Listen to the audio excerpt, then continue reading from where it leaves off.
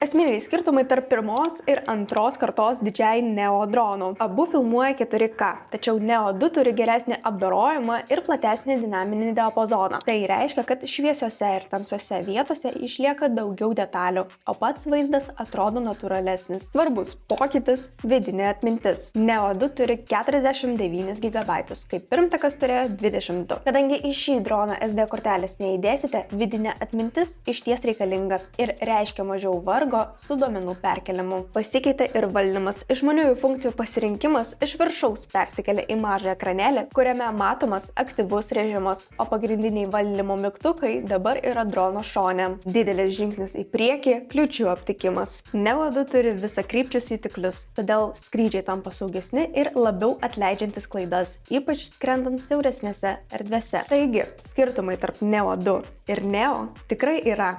Ir jie gana greitai pastebimi naudojant droną, o Neo išlieka vienu universaliausių dronų, nes jį galima valdyti gestais, telefonu, pulteliu ar net vairalazde su FPV akiniais.